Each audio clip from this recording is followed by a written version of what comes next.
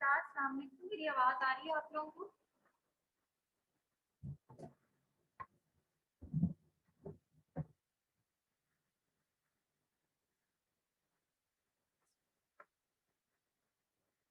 कैसे आप लोग? ठीक ठाक है, खैरियत से?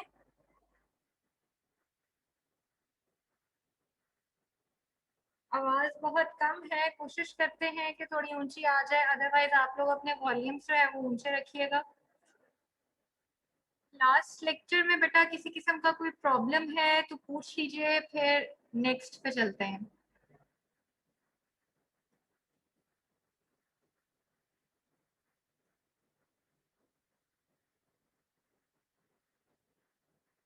अच्छा, अभी तक जो हमने पढ़ा है थेराप्यूटिक्स 2, कुछ फायदा हुआ है पढ़ने का? कोई चीज समझ आई है? सेटिस्फाइड हो? अभी तक इजी था?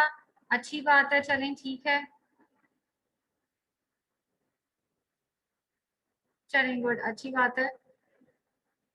ये तो बहुत अच्छी बात है। चलें, कोशिश करेंगे कि आगे भी इसी तरह से अच्छा जाए और आप लोग इसको सेटिस्फाई होके पढ़ो। चलो बेटा, लेक्चर शुरू करते हैं।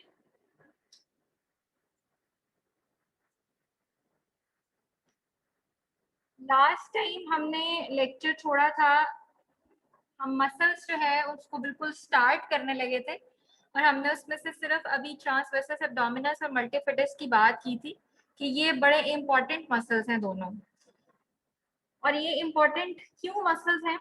ये इसलिए इम्पोर्टेंट है क्योंकि आपकी बॉडी की अपर लिम्ब हो चाहे लोअर लिम्ब हो, उसमें डायरेक्शन मूवमेंट की कोई भी हो, किसी भी तरह की मूवमेंट हो, उसमें सबसे पहले जो मसल्स एक्टिवेट होते हैं वो आपके ये दो मसल्स हैं, जो ट्रांसवर्सस एब्डोमिनस है और मल्टीफिडस है।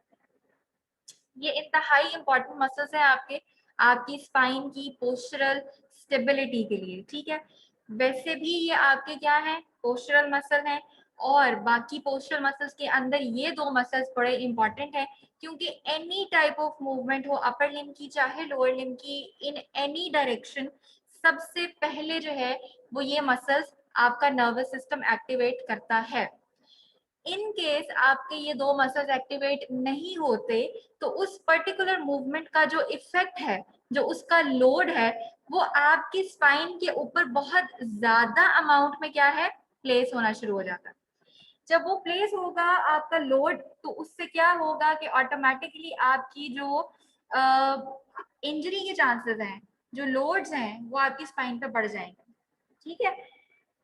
अब ये मसल्स इस तरह के हैं, खास तौर पे ट्रांसवर्सस एब्डोमिनस मल्टीफिडस तो जरा डीप मसल है। है तो ट्रांसवर्सस एब्डोमिनस भी डीप मसल है, बट डीप के अंदर भी कह लो कि ये एक बड़ा जो है वो मसल है, जो कि हॉरिजॉन्टल लेवल पे जो है वो प्रेजेंट है। तो जो ट्रांसवर्सस एब्डोमिनस की अगर मैं बात करूं, तो इसको एक्टिवेट करने के लिए, क्योंकि ये बहुत इंपॉर्टेंट मसल है, तो इसको हम खुद से भी, यानी वॉलंटरली भी हम इसको एक्टिवेट कर सकते हैं। हम इसकी ट्रेनिंग करते हैं, खास तौर पे जो एथलीट्स हैं, जो आपके जिम ट्रेनर्स हैं, वो क्या करते हैं कि आपके एक्टिवली आपके खुद से इस पर्टिकुलर मसल को जो है ना वो एक्टिवेट कराते हैं, ताकि ये ड्यूरिंग जो हैवी वर्क है, जो भी हैवी एक्टिविटी है, स्पोर्ट्स है, व्हाटसोएवर, तो उस दौरान आपका ये मसल जो है वो अपनी फुल एक्सटेंट के अंदर आपको स्टेबिलिटी प्रोवाइड कर रहा हो। तो इसको एक्टिवली वॉलेंटारली जब हम इस मसल को एक्टिवेट करते हैं, तो उस जो पर्टिकुलर मेन्योवर है या पर्टिकुलर टेक्निक है, उसको हम कहते हैं ड्रॉइंग इन मेन्योवर, ठीक है। ड्रॉइंग इन मेन्योवर हम इसको बोलते हैं। ये क्या होता है, कैसे करते हैं, इसको हम आगे फर्दर जब एक्सरसाइजेस वाला सेक्शन पढ़ेंगे तो उसमें मैं आपको क्लियरली इसका बताऊंगी। बट राइट नाउ आपको ये पता होना चाहिए कि जो ट्रांसवर्सस एब्डोमिनस है उसकी एक्टिवेशन अगर हमने वॉलंटरली करनी हो, तो उस पर्टिकुलर जो मेन्यूवर है या जो टेक्निक है उसको हम क्या कहेंगे, ड्राइंग इन मेन्यूवर, ठीक है। अब आगे चलते हैं। नेक्स्ट मसल की बात करते हैं जो कि है इरेक्टर स्पाइनी मसल। आपका इरेक्टर स्पाइनी मसल भी आपके बाकी दो मसल्स जैसे कि मल्टीफिडस था उसी की तरह से बड़ा इंपॉर्टेंट है, और मल्टीफिडस की तरह से ही ये क्या है, मल्टी सेगमेंटल भी है, एक्सटेंसर है, मल्टी सेगमेंटल है। और अगर हम लंबर एरिया की बात करें तो ये सेक्रल और लोअर लंबर वर्टिब्रास पे प्रेजेंट होता है। ठीक है, अब इसका क्या काम है कि ये भी आपको पहली बात तो ये कि इसमें भी जो टाइप 1 फाइबर्स हैं ये बहुत ज्यादा अबंडेंट अमाउंट में प्रेजेंट होते हैं। ठीक है, मल्टीफिडस और इरेक्टर स्पाइनी मसल्स को हम टोनिक स्टेबलाइजर्स भी बोलते हैं। ठीक है, क्या कहते हैं, टॉनिक स्टेबलाइजर्स। टॉनिक स्टेबलाइजर्स हम इसलिए कहते हैं क्योंकि इनके अंदर टाइप 1 फाइबर्स जो है ना वो बहुत ज्यादा अबंडेंट अमाउंट में प्रेजेंट है। और टाइप 1 फाइबर्स कौन से जो कि इंड्योरेंस आपको प्रोवाइड कर रहे थे। और इंड्योरेंस आपको किस तरह से मिलती है, आपकी आइसोमेट्रिक कॉन्ट्रैक्शन जब ये करते रहते हैं पोस्चरल मसल्स, तो ये आपको क्या करते हैं, बेसिकली आपको स्टेबलाइज करने के लिए ऑल द टाइम आपके ये आइसोमेट्रिक कॉन्ट्रैक्शन के अंदर होते हैं, जिसमें इनकी मसल की लेंथ चेंज नहीं हो रही बट ऑल द टाइम इनके अंदर टेंशन प्रोड्यूस है, टोन है इनके अंदर। ठीक है, तो इस वजह से हम इनको क्या कहते हैं, ये टोनिक स्टेबलाइजर्स मसल्स हैं, इरेक्टर स्पाइनी मसल्स भी और मल्टीफिडस मसल भी।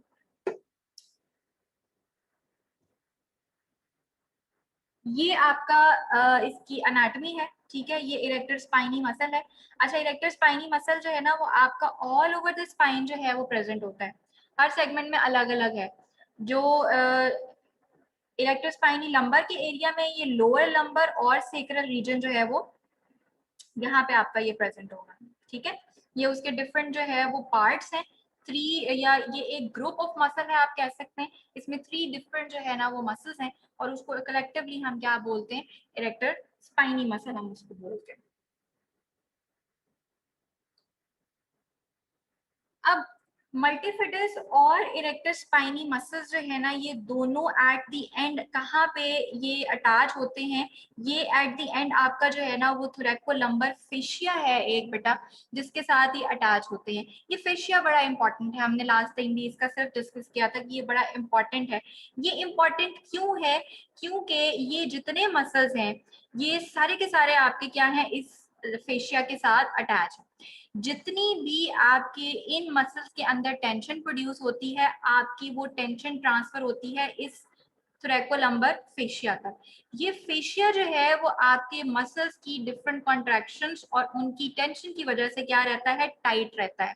जब ये टाइट रहता है तो ये ऑटोमेटिकली इस पर्टिकुलर जो आपका ये एरिया है, ये सेगमेंट है, इसको क्या करता है, खींच के रखता है, या दूसरे वर्ड्स में कह लो जो टेक्निकल टर्म है कि स्टेबलाइज करके रखता है आपके डिफरेंट सेगमेंट्स को, जिन जहां जहां पे इसकी ये अटैचमेंट है, काफी सारी जगह पे इसकी अटैचमेंट आती है। ठीक है, तो बेसिकली क्या है, ये जिस जिस मसल के साथ अटैच है उस मसल की टेंशन इस फेशिया तक जो है वो ट्रांसफर होती है, और वो फेशिया इन टर्न हमें क्या करता है, स्टेबलाइज करके रखता है।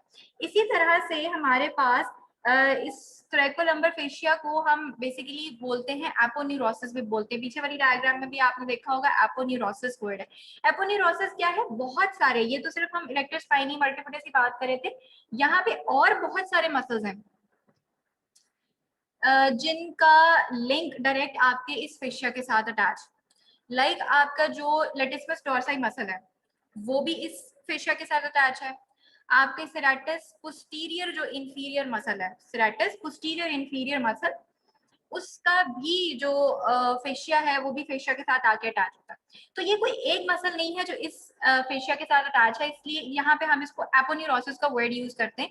और हर मसल जो कि इस फेशिया के साथ अटैच है उसकी टेंशन इस फेशिया को अफेक्ट करती है, और वो फेशिया इन टर्न आपको क्या करता है, स्टेबिलिटी प्रोवाइड करता है। तो ये ओवरऑल आपकी जो स्टेबिलिटी है उसमें मसल्स का तो जो रोल है सो है, जो हमने इनर्ट स्ट्रक्चर्स पढ़े थे, इनर्ट स्ट्रक्चर के अंदर थ्रैकोलम्बर फेशिया आता है। तो अदर देन अदर जो आपके इनर्ट स्ट्रक्चर्स हैं, लिगामेंट्स, कैप्सूल्स, बोन्स, जॉइंट्स, उनसे हट के ये फेशिया भी जो है वो क्या करता है, आपको बड़ी अच्छी स्टेबिलिटी प्रोवाइड करने की रीजन बनता है। इसमें किसी किस्म का प्रॉब्लम होगा तो ऑब्वियसली आपकी क्या है, क्या चीज अफेक्ट होगी, स्टेबिलिटी आपकी जो है वो अफेक्ट होगी। ठीक है, multifidus stabilisation activity, tonic stabiliser का मैंने आपको बताया क्योंकि ये सेगमेंटल भी है और इसमें टाइप 1 फाइबर्स बहुत ज्यादा हैं, तो ये आपकी स्पाइन को क्या करते हैं, उसकी स्टिफनेस को इंक्रीज करते हैं। स्टिफनेस का मतलब यहाँ पे ये चीज नहीं है कि वो चीज मुड़ेगी नहीं, वो चीज मूव ही नहीं होगी। स्टिफनेस का मतलब ये है कि ये स्टेबिलिटी यहाँ पे इंक्रीज हो रही है, ठीक है। In patients with low back impairment, the fibers of the multifidus quickly atrophy at the spinal segment, and the mouth-eaten appearance has been reported in patients undergoing surgery for lumbar disc disease. ठीक है, अब आपको idea हो रहा होगा कि जो चीज जितनी ज्यादा इम्पोर्टेंट होती है उसकी कह लो कि समटाइम्स होता भी ऐसे है कि वो जल्दी खराब भी होने वाली चीज होती है, जाहिर रिस्पॉन्सिबिलिटी ज्यादा होती है। तो मल्टीफिडस जो मसल है उसकी जो अपेरेंस है, अगर देखा जाए जिनकी डिस्क की जो है वो लीजन थी और सर्जरी से पहले के जो केसेस हैं उसमें अगर रिपोर्ट जो किया गया या देखा गया उसमें यह है कि ये मसल एट्रोफी बड़ी जल्दी होता है। लो बैक पेन की वजह से आपकी एक्टिविटीज रिड्यूस होंगी, तो आपके ये मसल जो है ये एट्रोफी हो जाएगी इसकी बहुत जल्दी। और अब आप खुद अंदाजा लगा लो कि एक मसल जो है ही इम्पोर्टेंट कि किसी भी मूवमेंट में सबसे पहले उसने एक्टिवेट होना है अलोंग विद ट्रांसवर्सस एब्डोमिनस, तो अगर वही उसकी हालत इस तरह की है कि वो एट्रोफिक है, माउथ ईटन उसकी जो है वो अपेरेंस है, मतलब तो आपके ख्याल में वो किस तरह से आपको स्टेबिलिटी देगा, ठीक है। तो ये इसका क्लिनिकल फीचर है कि ये जितनी ज्यादा इसकी इम्पोर्टेंस है उतनी ही जल्दी जो है वो इसके अंदर एट्रोफी भी हो जाती है, ठीक है। ये आपको मैंने थोरैकोलम्बर फेशिया की जो है वो स्टोरी सुनाई है, इसके अंदर स्लाइड के अंदर भी यही सारी चीजें लिखी हुई हैं कि कौन कौन से मसल्स हैं जो बेसिकली आके एपोन्यूरोसिस और ये जो फेशिया बना रहे होते हैं। एपोन्यूरोसिस में लेटिस्मस डोर्साई है, fibres from the serratus posterior inferior है, इंटरनल ओब्लीक मसल है एंड ट्रांसवर्सस एब्डोमिनस मसल, ठीक है। तो ये सारे मसल्स जो है ना वो मिल के ब्लेंड होके एक जो है ना वो थोरैकोलम्बर फेशिया का लैटरोग्राफी बना रहे होते, और वो बेसिकली आपको क्या है कि आपके इन सारे मसल्स की टेंशन उस पर्टिकुलर फेशिया तक जाती है और वो फेशिया इन टर्न आपको क्या करता है, स्टेबिलिटी प्रोवाइड करता है। नाउ यू कैन सी ये जो आपकी एक अपीयरेंस है, ये व्हाइटिश एरिया सारा, ये सारा का सारा आपका क्या है, थोरैकोलम्बर फेशिया है, ठीक है। जितने बड़े बड़े मसल्स हैं एटलीस्ट उतनी ही, मतलब उससे कम नहीं है, उसके बराबर बराबर इक्वल जो है वो आपकी इस फेशिया की जो है वो लेंथ बन रही है।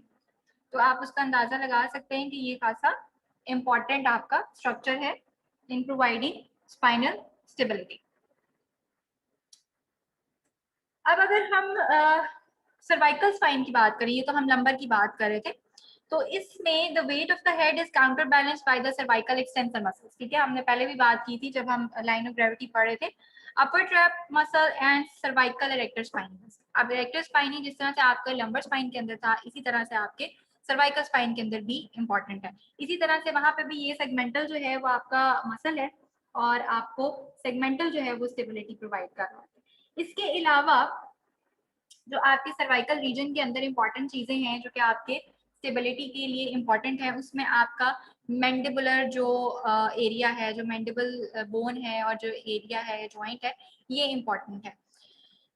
इसमें आपके अगर नॉर्मल हम बात करें तो जो मैंडिबल है वो नॉर्मल कंडीशन के अंदर, रेस्टिंग पोजीशन के अंदर, जब उस पर किसी किस्म का कोई लोड नहीं है, लैक्स पोजीशन के अंदर है, कोई टेंशन नहीं है, तो उस वक्त आपका जॉ जो है ना वो बंद होता है, ठीक है, क्लोज्ड होता है। लेकिन आपके जो दोनों टीथ हैं, ऊपर वाला और नीचे वाले दोनों, ये एक दूसरे के साथ टच नहीं हो रहे होते, ये इसकी रेस्टिंग पोजीशन आप कह सकते हैं कि रेस्टिंग पोजीशन है।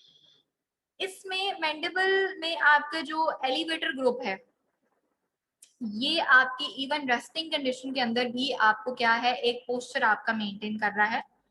अदरवाइज अगर आपके एलिवेटर्स जो हैं वो काम ना कर रहे हो मैंडिबल के, तो आपका जो लोअर जो है वो तो ड्रॉप कर जाएगा, हर वक्त आपका मुंह जो है ना वो खुला रहेगा।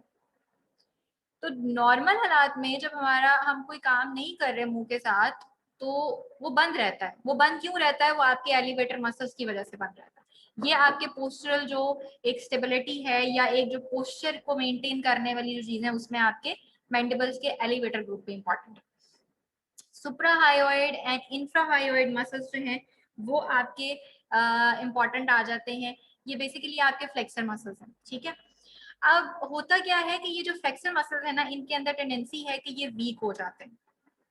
इन केस अगर आपके ये मसल्स वीक हैं, और खास तौर पे ये आपको भला कब जो स्टेबिलिटी प्रोवाइड करते हैं, जब आप सुपाइन लेटे हुए होते, लाइक सीधा लेटे हुए हो और आपने उठना है, ठीक है, सिटिंग पोजीशन के अंदर आना है, तो उस वक्त आपकी नेक को जो स्टेबलाइज करते हुए इन्होंने आपको पोस्चर आपका चेंज कराना है सुपाइन से सिटिंग में, उस वक्त ये मसल्स बड़े इंपॉर्टेंट हैं। और अक्सर ये मसल्स वीक हो जाते हैं। अब जब ये मसल्स वीक होते हैं ना, तो पेशेंट, हर इंसान के अंदर अल्लाह ताला ने ना नेचुरली कंपनसेट करने की कोई ना कोई टेक्निक या कोई मैकेनिज्म रखा हुआ होता है कि नेचुरली आप किसी तरह से उसको जो है ना वो कंपनसेट कर लें। उसके बाद जब आपकी नेचुरल टेंडेंसी खत्म हो जाती है कंपनसेशन की, कॉम्प्रोमाइज की, फिर आपको जो है वो फर्दर आउटसाइड हेल्प या नीड उसकी वो जरूरत पड़ती है हेल्प की। तो नेचुरली जो है ना ये कंपनसेशन कहाँ से आती है कि जब आपके सुप्राहायोइड और इंफ्राहायोइड ग्रुप वीक होता है, तो आपके ये जो स्टर्नोक्लीडोमास्टोइड मसल्स हैं, ये पेशेंट इनसे ज्यादा वर्क लेना शुरू कर देता है, ठीक है। तो ये याद रखिएगा कि ये भी आपके सुप्राहायोइड और इंफ्राहायोइड भी आपकी पोस्चरल स्टेबिलिटी के लिए इंपॉर्टेंट है। कब? खास तौर पे तब जब आप सुपाइन से सिटिंग पोजीशन के अंदर आते हैं। देन हमारे पास जो एक और मसल ग्रुप आता है, उसमें आपके पास रेक्टस कैपिटस इंटीरियर है, लेटरालिस है, लॉन्गस कोलाई है और लॉन्गस कैपिटस है। ये सारे आपके ना मल्टी सेगमेंटल मसल्स हैं, छोटे छोटे मसल्स हैं, और इनकी इंसर्शंस जो है ना वो डिफरेंट लेवल्स के ऊपर आती है।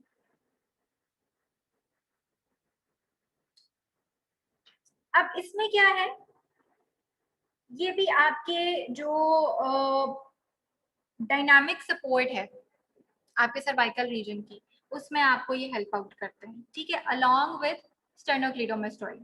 ठीक, अगर जो इनकी सेगमेंटल इन्फ्लुएंस है लॉन्गस पिलाई का ये ना हो, खास तौर पे लॉन्गस पिलाई का, तो जो स्टेनोक्लीडोमास्टाइड है इसके ओवरवर्क की वजह से आपके सर्वाइकल रीजन के अंदर जो है ना वो लोडोसिस होना शुरू हो जाती है, मतलब कर्व जो है ना वो एग्जैजरेट कर जाती है। तो मसल्स का काम सिर्फ और सिर्फ मूवमेंट प्रोवाइड करना नहीं है, मसल्स का काम आपके पोस्चर को भी बेहतर रखना है, आपको स्टेबिलिटी भी देना है, एक मसल का चेक एंड बैलेंस रखना दूसरे मसल्स के ऊपर, क्योंकि हर जो आपके ग्रुप्स में मसल्स होते हैं ना, ये इक्वल और ऑपोजिट काम कर रहे होते हैं। एक अपने काम से ज्यादा बढ़ जाएगा ना, तो दूसरे मतलब एक अगर प्रॉपर काम नहीं कर रहा, तो दूसरा जो है ना वो एक्स्ट्रा काम करना शुरू कर देगा, और वो कोई ना कोई आपको पोस्चरल डिफॉर्मिटी की तरफ ले जाएगा। तो खास तौर पे यहाँ पे ये जो लॉन्गेस्ट कोलाई मसल है, अगर इसकी सेगमेंटेशन ना होती, ये अगर सेगमेंटली वर्क ना करे, ईच एंड एवरी लेवल के ऊपर आपको स्टेबिलिटी प्रोवाइड ना करे, तो जो स्टर्नोक्लीडोमास्टोइड मसल है उसका काम बढ़ जाएगा। वो जब बढ़ेगा तो उसका रिजल्ट हमें किस तरह से निकलेगा कि आपके जो सर्वाइकल की कर्व है वो एग्जैजरेट कर जाएगी, सर्वाइकल लोडोसिस की तरफ चला जाएगा, ठीक है। मल्टीफिटस की अभी हमने बात की कि मल्टीफिटस मसल जो है वो जिस तरह से लंबर में प्रेजेंट है, उसी तरह से सर्वाइकल के अंदर भी प्रेजेंट है, मल्टी सेगमेंटल है, और इसका भी जो फंक्शन है वो जस्ट लाइक लंबर रीजन का जो मल्टीफिटस था, बिल्कुल उसी तरह का है कि जितना ज्यादा इसका काम है उतना ज्यादा जो है वो इसके ऊपर वर्क भी है, लोड भी है, तो ये एट्रोफी भी जल्दी हो जाता है, और आपकी अपर लिम्ब की जो मूवमेंट्स हैं उसमें इसका रोल बड़ा इंपॉर्टेंट है इन स्टेबलाइजेशन, ठीक है जी। ये आपके सर्वाइकल के जो मसल्स हैं जिनकी अभी हम बात कर रहे थे, ये सारे आपकी एनाटॉमी दिखाएंगे आपको। अच्छा, अब वो जो थ्री लेगेड स्टूल की हमने लास्ट टाइम बात की थी कि तीन सब सिस्टम्स हैं, इनर्ट मसल्स यानी पैसिव सब सिस्टम है, एक्टिव सब सिस्टम है, और न्यूरल कंट्रोल है। हमने इनर्ट की बात कर ली, उसमें हमने जॉइंट्स को देख लिया, उसमें हमने खास तौर पर जो थ्रेकोलम्बर फेशिया था हमने उसकी डिस्कस कर ली। हमने एक्टिव सब सिस्टम के अंदर जो डायनामिक कंट्रोल आ रहा था, डायनामिक स्टेबिलिटी आ रही थी, उसमें मसल्स को डिस्कस कर लिया। अब तीसरा इंपॉर्टेंट जो आपका सब सिस्टम रह जाता है वो है आपका न्यूरोलॉजिकल कंट्रोल। न्यूरोलॉजिकल कंट्रोल के बगैर आप किसी भी तरह से ये चीज कंसिडर ना करें कि आपकी जो स्टेबिलिटी है वो रहेगी। Muscles of the neck and trunk are activated and controlled by the nervous system. ये जो हम एक्टिवेशन की बात कर रहे थे कि फलां मसल ने आपको फलां टाइम पे स्टेबिलिटी देनी है, वो जब तक मसल एक्टिवेट नहीं होगा, यानी उसको सिग्नल्स नहीं आएंगे आपके नर्वस सिस्टम से, वो काम नहीं कर सकता। यानी कि आपका ये जो नर्वस सब सिस्टम है न्यूरल कंट्रोल का, ये बहुत ज्यादा इंपॉर्टेंट है, बाकी दो से भी ज्यादा इंपॉर्टेंट है आई थिंक, क्योंकि बाकी दो ने तो काम करना है तब जब उनको सिग्नल्स मिलेंगे, जब उनको मैसेज मिलेगा। अगर मैसेज ही नहीं है तो आपके इनर्ट स्ट्रक्चर्स और डायनामिक कंट्रोल वाले जो स्ट्रक्चर्स हैं उनके अच्छी हालत में होने का भी कोई फायदा नहीं है, ठीक है ना।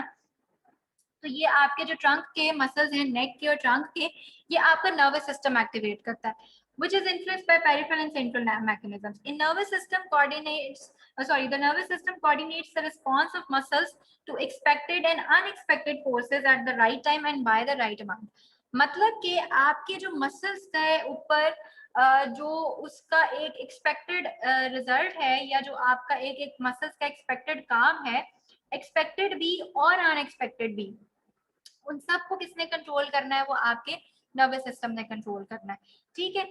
राइट टाइम पे कंट्रोल करना है, लाइक उसकी लैग नहीं है, डिले नहीं है, हमें जिस वक्त उस मसल की एक्टिवेशन की जरूरत है उस वक्त मसल जो है वो एक्टिवेट होना चाहिए। राइट अमाउंट, जितनी अमाउंट में हमें वो मसल एक्टिवेट चाहिए, ठीक है।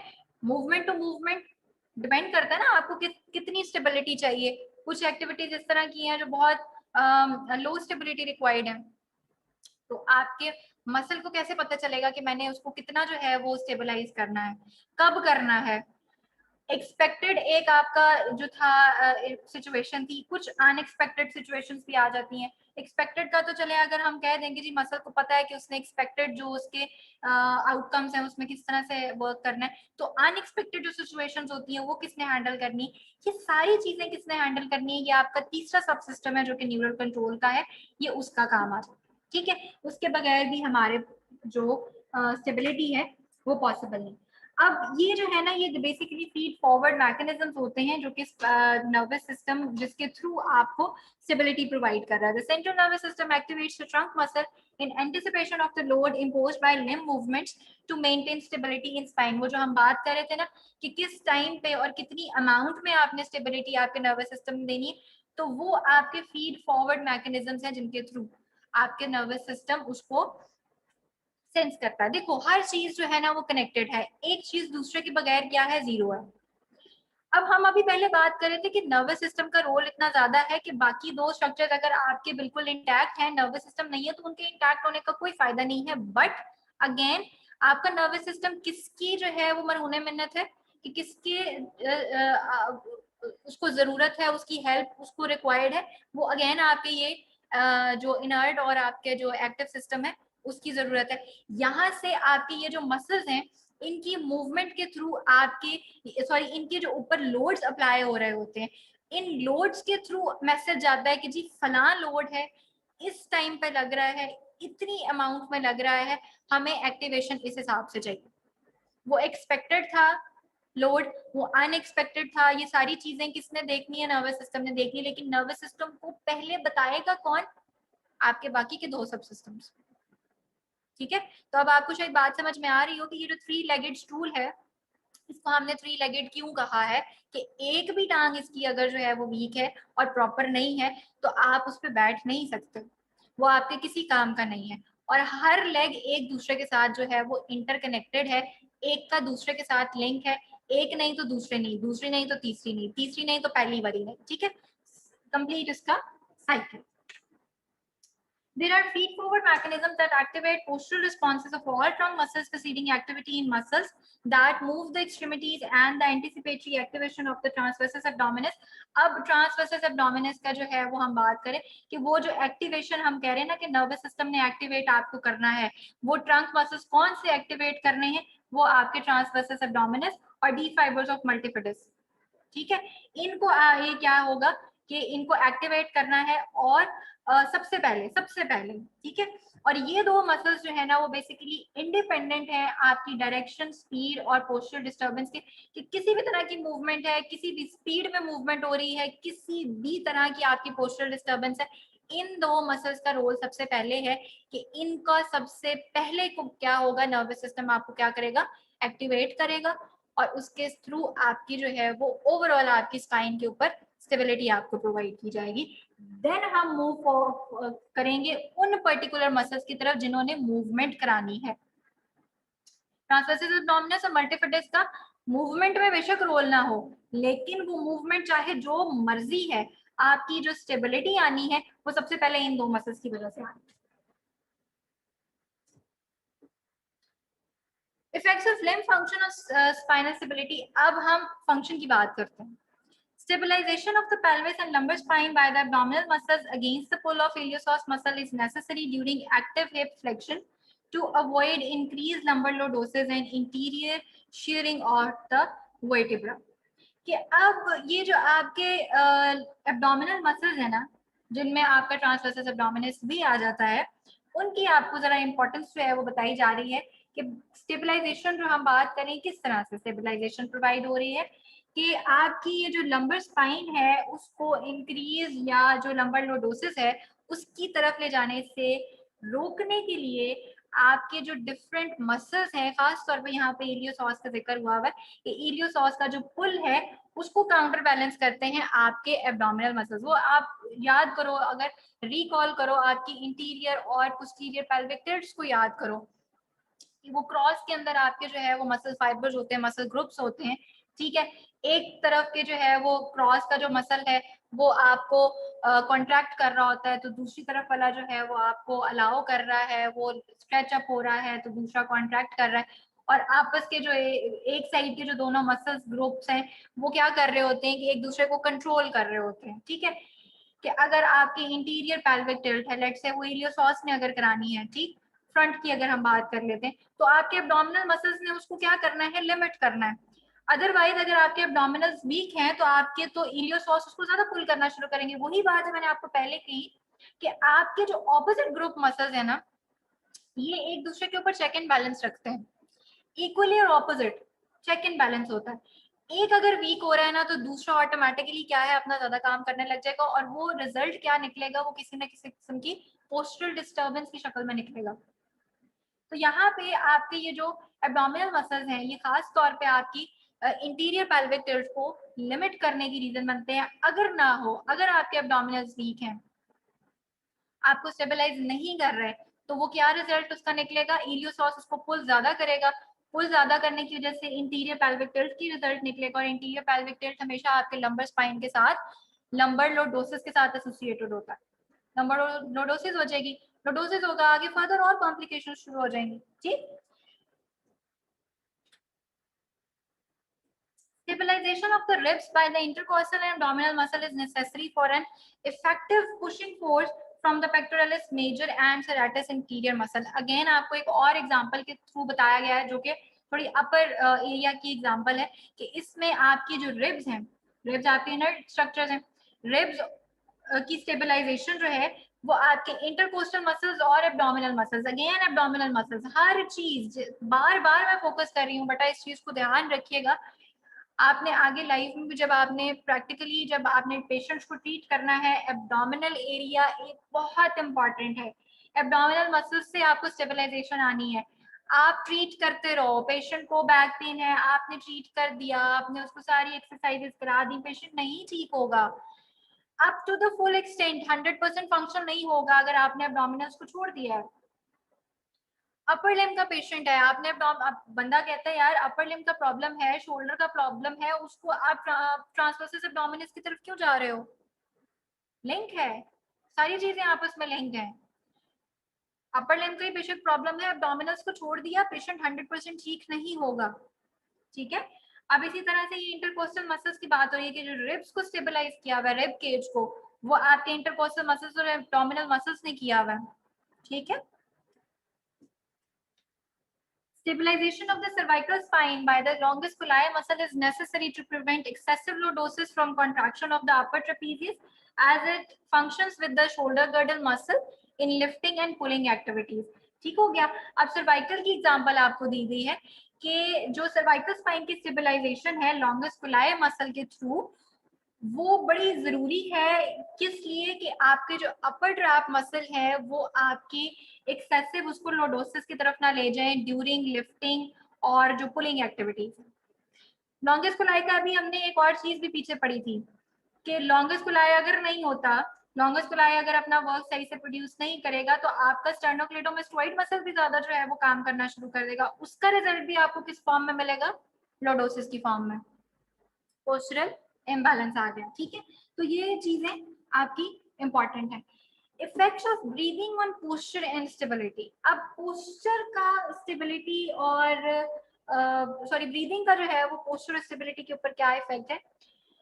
Inspiration and thoracic spine extension elevate the rib cage and assist with posture. ठीक है, ये हमें सबको पता है, हमने ये चीज पढ़ी है कि जो ब्रीदिंग पैटर्न्स हैं उसके अंदर आपकी रिब्स जो हैं वो इमोबाइल स्ट्रक्चर नहीं है। ये ब्रीदिंग पैटर्न के साथ साथ आपकी क्या है, आपकी एलिवेट करती हैं, आपके डायमीटर्स को क्या करती हैं, चेंज करती हैं या बढ़ाती हैं। ठीक, वी ऑल नो कि आपकी ये जो रिब केज है, ये जब हम इंस्पायर करते हैं तो आपका रिब केज लैटरली भी डायमीटर में इंक्रीज करता है और एंट्रोपोस्टीरियर भी डायमीटर में क्या करता है, इंक्रीज करता है, रिब्स एलिवेट करती हैं। The stabilisation function of transversus abdominis also work in conjunction with the diaphragm. अब देखो डायफ्राम के साथ भी किसका रोल आ रहा है? ट्रांसवर्सस एब्डोमिनस का। अपर लिम्ब की मूवमेंट में ट्रांसवर्सस एब्डोमिनस, लोअर लिम्ब की मूवमेंट्स में ट्रांसवर्सस एब्डोमिनस। डायाफ्राम जो कि एक आपका एक इस तरह का वाइटल प्रोसेस है ब्रीदिंग, उसके अंदर भी रोल किसका आ रहा है? ट्रांसवर्सस एब्डोमिनस का। अब पिक्चर जरा बनाने की कोशिश करो कि ट्रांसवर्सस एब्डोमिनस वीक है, नहीं एक्टिवेट हो रहा, तो इफेक्ट कहाँ कहाँ जाएगा? हर चीज पर इफेक्ट होगा और हर चीज इन टर्न आपको क्या करेगी? पोस्चर इम्बैलेंस क्रिएट करेगी। If we increase the motion of the arm, increase in the motion of diaphragm occurs. Arms की मूवमेंट हो रही है, इफेक्ट कहाँ आ रहा है? डायफ्राम पे। डायफ्राम के साथ कौन रिलेटेड है? Transversus abdominis. तो अपर लिम्ब की मूवमेंट में आ गया आपका ट्रांसवर्सस एब्डोमिनस का रोल। हर चीज आपकी बॉडी की क्या है? हाईली हाईली इंटरलिंक्ड है, एक का इफेक्ट दूसरे के ऊपर। इंस्पिरेशन है थोरैसिक स्पाइन एक्सटेंशन। अब एक्सटेंशन की अगर हम बात करें थोरैसिक स्पाइन की, elevate the rib cage and assist with posture. ये पुरानी लाइन ही पीछे लिखी हुई थी, दोबारा आ रही है। The intercostal muscles function as postural muscles to stabilise and move the ribs. अब इंटरकोस्टल मसल्स पोस्चरल मसल्स क्यों है? क्योंकि ये वो मसल्स हैं जिन्होंने आपकी रिब्स को स्टेबलाइज करना है। रिब्स स्टेबलाइज होंगी तो आपका पोस्चर मेंटेन होगा। They act as a dynamic membrane between the ribs to prevent sucking in and blowing out of the soft tissue with the pressure changes. अब देखो लंग्स क्या है, ब्रीदिंग क्या है? प्रेशर गेम है, प्रेशर चेंज का game है। और प्रेशर चेंजेस हमें तो बिल्कुल फील नहीं हो रहा होता, लेकिन अगर आप इन प्रेशर को मेजर करना शुरू करो तो ये अच्छे खासे प्रेशर्स होते हैं। ये इतने हाईली किस्म के प्रेशर्स हैं कि आपके ये जो स्ट्रक्चर्स हैं, सॉफ्ट टिश्यूज हैं, सांस लेने के साथ ही इसको अंदर खींच सकते हैं, सांस बाहर निकालने के साथ ये ब्लो आउट कर सकते हैं। सॉरी मैं ऑपोजिट बोल गई हूँ। सांस जब आप इनहेल करते हो तो ये आपकी क्योंकि रिब केज एलिवेट कर रहा है और आपकी एक्सपैंड कर रही है, तो ये इन पोस्चर्स के साथ जो है वो ये आपको ब्लो आउट कर सकते हैं। जब आप सांस बाहर निकालते हो सारी चीजें अंदर की तरफ जा रही हैं, ये सकिंग इन हो सकती है। तो ये जो प्रेशर के गेम चेंज है, प्रेशर चेंजेस, ये सॉफ्ट टिश्यूज को क्या कर सकती है? ये बहुत बुरी तरह से इफेक्ट कर सकती है। उन इस चीज को कौन प्रिवेंट कर रहा है? ये आपके पोस्चरल मसल्स, जिनका एक काम तो रिब्स को स्टेबलाइज करना था, दूसरा आपके सॉफ्ट टिश्यूज और आपके ये जो प्रेशर की चेंजेस हैं उनके दरमियान में एक मेम्ब्रेन की तरह से भी काम करना है कि आपके बाकी स्ट्रक्चर्स को जो है वो नुकसान ना हो। कितनी खूबसूरत तरीके से अल्लाह ताला ने जो है ना वो हर चीज का एक plan A, plan B, plan C पहले से ही जो है वो अंदर रखा हुआ। एक चीज जो लास्ट रह गई इस लेक्चर की वो है वेल्सेल्वा मैन्यूवर। ठीक है, इसको समझ लेते हैं। विल्सेल्वा मैन्यूवर क्या चीज है? ये एक टेक्निक है जिससे हम अपने बॉडी का जो इंट्रा एब्डोमिनल प्रेशर है उसको इंक्रीज करते हैं। आपने बायोमैकेनिक्स में ये चीज पढ़ी होगी कि जो इंट्रा एब्डोमिनल प्रेशर है ये आपकी स्पाइन के ऊपर लोड्स को कम करने की रीजन बनता है। क्यों? क्योंकि आपका जो इंट्रा एब्डोमिनल प्रेशर है ना ये एक बलून की तरह से एक्ट करता है। वो आपके जितने स्ट्रक्चर्स है ना उनको एक पुशिंग फोर्स प्रोवाइड करता है, आपके वर्टिब्रल बॉडीज को पुशिंग फोर्स प्रोवाइड करता है। उससे आपके जो फॉरवर्ड बेंडिंग हो रही है या जो आपकी वर्टिब्रल बॉडीज और इंटरवर्टिब्रल डिस्क के ऊपर एक्स्ट्रा प्रेशर आ रहा है उसको रोकता है, ये प्रिवेंट करता है बलून की तरह से। अब क्या होता है कि ये जो वेल्सेल्वा मैन्यूवर है ना ये इंट्रा एब्डोमिनल प्रेशर को इंक्रीज करने की टेक्निक है और ये हम कब करते हैं? जब कोई हैवी चीज लिफ्ट करनी हो, जब हमें कोई बहुत ज्यादा प्रेशर रिक्वायर्ड हो किसी चीज के लिए, तो उस वक्त हम अपने इंट्रा एब्डोमिनल प्रेशर जो है ना उसको बढ़ाते हैं। किस तरह से बढ़ाते हैं? जब हम अपना सांस अंदर खींचते हैं उसके बाद हम क्या करते हैं? सांस रोक लेते हैं। तो वो जो सांस अंदर गया हुआ है वो इंट्रा एब्डोमिनल प्रेशर को इसने इंक्रीज किया, और जब सांस हमने बाहर नहीं निकाला वो अंदर ही है, तो वो आपके क्या करता है? इंट्रा एब्डोमिनल प्रेशर को इंक्रीज करता है, आपकी स्टेबिलिटी में जो है ना वो हेल्प आउट करता है। बट ये पोटेंशियली हार्मफुल भी है और ये रिकमेंडेड नहीं है। इसको करने से मना किया जाता है। अदर और करना भी हो तो इसकी प्रॉपर टेक्निक्स हैं। आपको एग्जांपल देती हूँ, अगर आपने कभी वेट लिफ्टिंग चैंपियनशिप में किसी वेट लिफ्टर को वेट उठाते हुए देखा हो, वो क्या करते हैं? अपने आप को रेडी करते हैं, सांस अंदर खींचते हैं, और वो जो हैवी वेट है, पता नहीं वो कितना कितना ज्यादा वेट होता है, अभी पता नहीं, मैं देख रही थी कोई वीडियो, उसमें 210 kgs मेरा ख्याल है उस बंदे ने लिफ्ट किया है। 210 kgs बहुत ज्यादा वेट होता है। अब उसमें क्या है कि इतना हैवी वेट उठाने के लिए आपको इंट्रा एब्डोमिनल प्रेशर को इंक्रीज करना पड़ता है। आप गौर करो कि जब वो वेट लिफ्टर्स वेट उठाते हैं उस वक्त वो लाल हो जाते हैं, उनके फेसेस जो है ना वो इतने ब्लश कर रहे होते हैं, उस टाइम फुल लाल हुआ होता है उनका चेहरा। क्यों होता है? वो जो हमने इंट्रा एब्डोमिनल प्रेशर इंक्रीज किया ना उसका एक नुकसान ये भी आता है कि वो इंट्रा एब्डोमिनल प्रेशर आपकी ब्लड वेसल्स के ऊपर भी प्रेशर पुट ऑन करता है।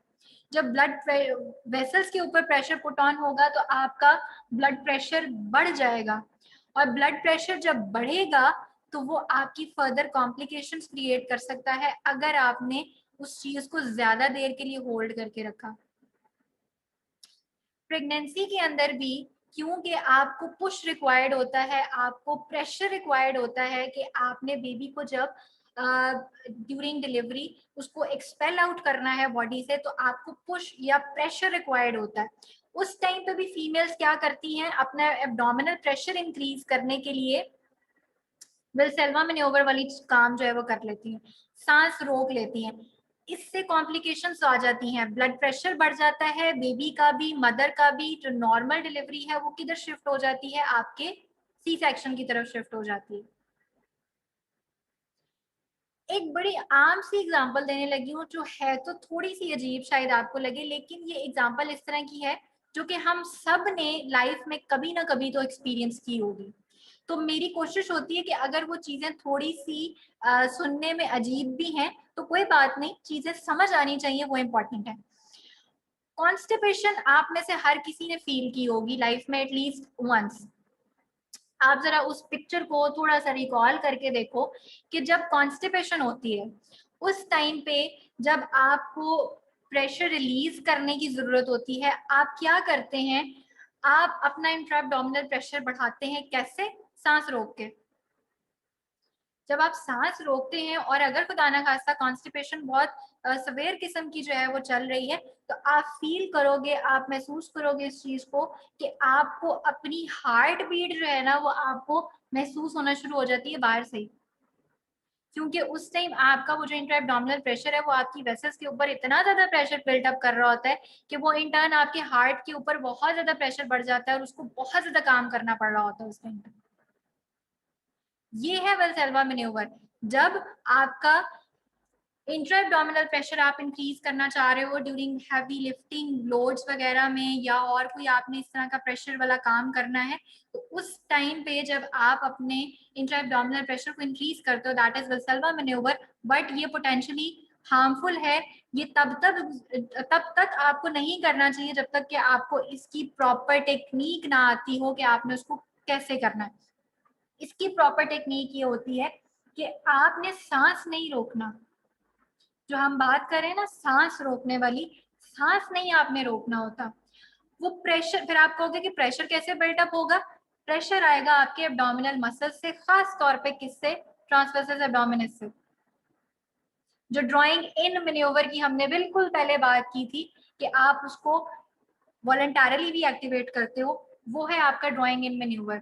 जब इस किस्म के काम जरूरी होते हैं, जब आपको इंट्रा एब्डोमिनल प्रेशर इंक्रीज करना हो, तो उस वक्त हम क्या करते हैं? वॉलंटरली इंट्रा एब्डोमिनल प्रेशर को थ्रू एब्डोमिनल मसल्स एक्टिवेट करके इंक्रीज करते हैं। और सांस हम प्रॉपर बाकायदा जो है वो रेगुलर ले रहे होते हैं, ताकि हमारा जो वो ब्लड प्रेशर वाला प्रॉब्लम है ना, वो ना कॉम्प्लिकेशन शुरू हो जाए।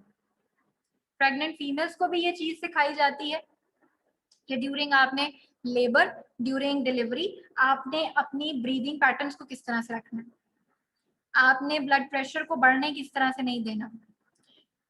वेट लिफ्टर्स को भी ये चीज सिखाई जाती है कि आपने जो प्रेशर है वो आपके जो एब्डोमिनल मसल्स है उनसे लेना है, सांस नहीं रोकना, सांस लेते रहना है, ठीक है?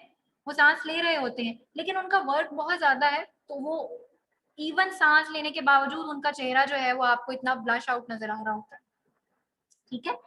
तो रिकमेंडेड क्या है कि individuals be taught to exhale while maintaining the abdominal contractions to reduce या डिक्रीज द रिस्क, ठीक है? होपफुली ये चीज क्लियर हुई होगी।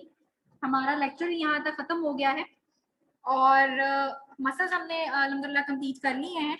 नेक्स्ट आगे से अब हम चीजें पढ़ेंगे पोस्चरल इम्बैलेंसेस को, फॉल्टी पोस्चर्स को, कि हमने मसल्स तो पढ़े कि नॉर्मल इनका फंक्शन क्या है, अब अगर ये नॉर्मल नहीं काम करते फिर क्या होगा, ठीक है?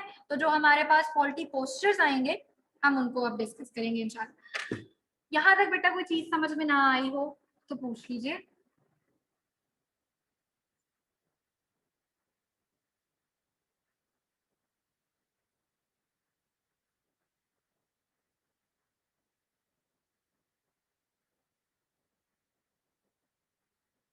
लॉन्गस कोलाय सही वर्क नहीं करेगा तो आपका ट्रांसवर्सल स्टर्नोक्लेटोमास्टोइड मसल ओवरवर्क कर जाएगा, या आपका ट्रेपीजियस जो मसल है अपर ट्रैप वो ओवरवर्क कर रहेगा।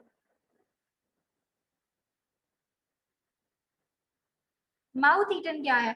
माउथ ईटन अपेयरेंस होती है जगह जगह से किसी कीड़े ने जैसे कोई कपड़ा कुतरा हुआ हो, ठीक है? फॉर एग्जाम्पल कि जगह जगह से जो है ना वो कुतरी हुई चीज होती है जैसे कपड़ा, उसको हम माउथ ईटन कहते हैं।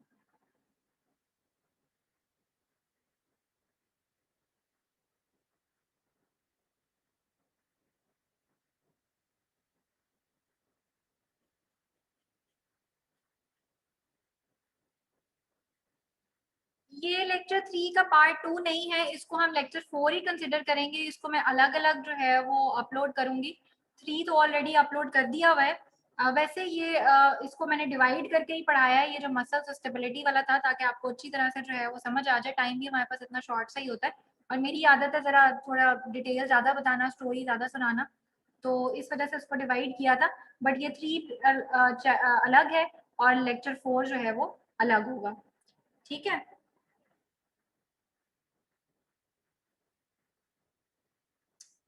अच्छा जी, कोई प्रॉब्लम तो नहीं बेटा? कोई किसी ने कोई चीज पूछनी हो? अच्छा, अभी हमारे पास टाइम है तो ऐसे करते हैं फिर, आज जो अटेंडेंस है वो हम यहीं पे ले लेते हैं। मैं 1 मिनट आपका ये पोर्टल खोल लूँ तो फिर हम अटेंडेंस ले लेते हैं।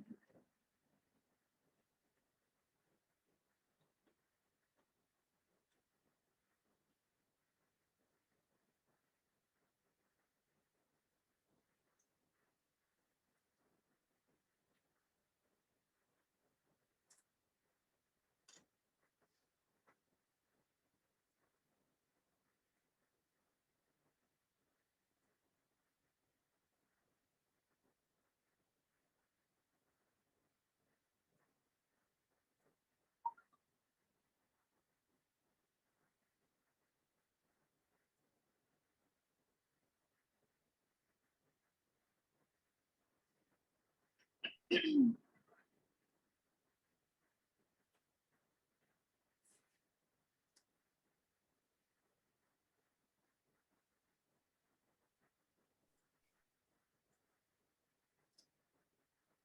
बेटा जी, आप लोगों के माइक्स जो है ना वो इस टाइम ओपन है, तो आप काइंडली अपने नाम जो मैं बोलूंगी तो अपना माइक ओपन कीजिएगा और मुझे अपनी प्रेजेंस जो है बता दीजिएगा। मैं शुरू कर रही हूँ बेटा। Ahmad Sajjad Khan, present ma'am.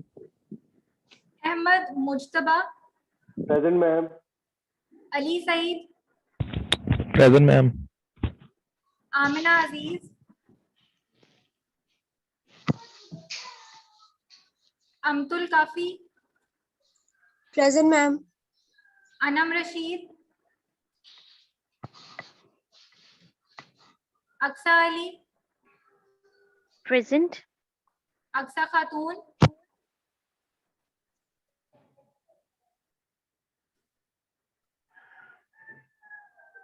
अरमीश, present ma'am.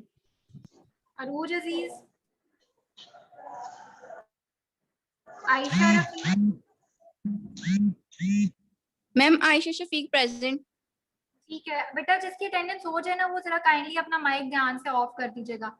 ठीक है, आयशा रफीक शफीक हो गया। बीनिश मजीद, बिस्मा वसीम, प्रेजेंट मैम। मैंने प्रेजेंट बोला था, आपको आवाज आई थी? जी जी बिल्कुल लगा दी। ओके ठीक है। मैम। दानिया, दानिया या Dina Binish, present sorry ma'am. क्या दीना नाम? बिनी। दीना। चले। Iman, present ma'am. Iman Raza, present ma'am. Farzeen, present ma'am. Fatina Zubair, present. Fatima, present ma'am. Fatima Mahmood Bhatt, present ma'am. गुलनहाज,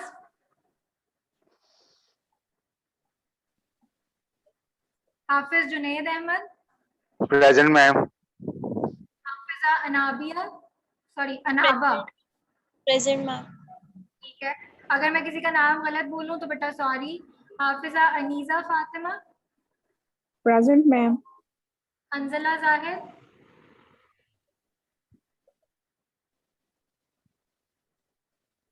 Haris Javed, present ma'am. Hira Ahmad,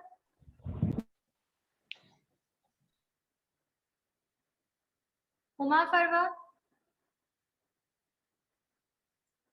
Huma Sattar, present ma'am. Iman Sardar, present ma'am. Iqra Akbar, present ma'am. Iqra Shaukat, Iram Shahzadi, Kashaf Fatima, present ma'am. Hijra Tufail, present ma'am. Komal शहजादी,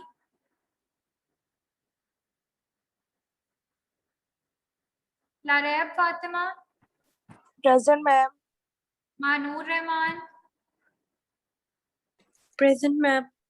Maria Sarfaraz, present ma'am. Maria Waseem, present ma'am. Mahwish Raza, present ma'am. Misbah Naureen,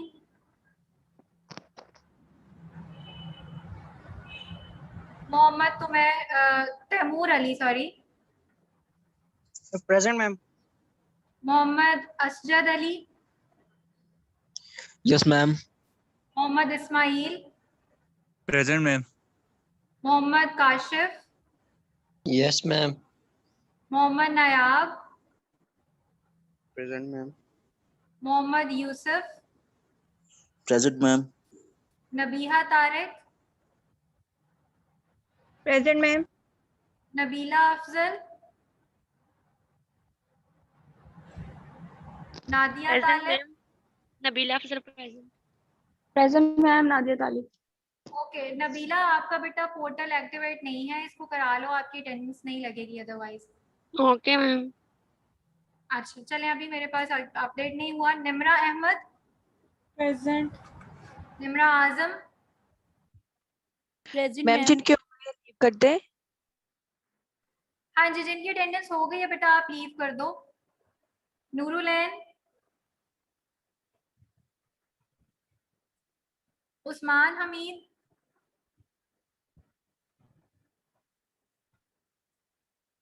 किरत अतीक, राफिया ताहिर,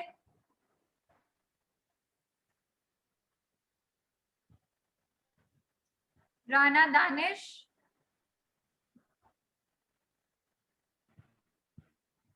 रिहा Zahid, Rimsha, Rimsha Ijaz, present ma'am. Sabahat Zia, present ma'am. Sadaf Ismail, present ma'am. Sadia Saif, present ma'am. Saman Javed, Samina Babar,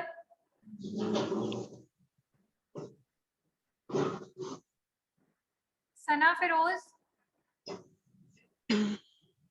Sana Feroz present ma'am. ठीक है। Sana Salim, present ma'am. Shabi बतूल,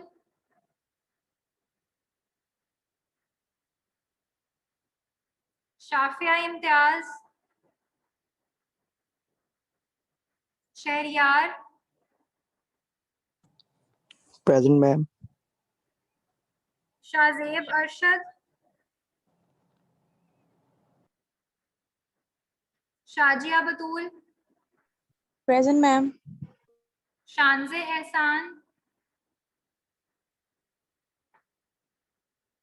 Sidra Babar, present ma'am. Sofia रहीम,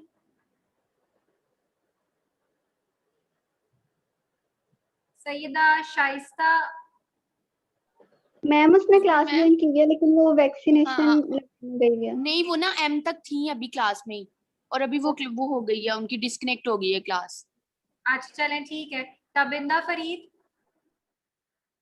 present. Tanzila Tariq, तरोश Turab, Tahmina Salim, Umair, Usama इरशाद, Yes, ma'am. Present. वनीजा Naseer, वर्दा कासिम, वर्दा Shabir, present ma'am. ठीक है। जैन आसिफ,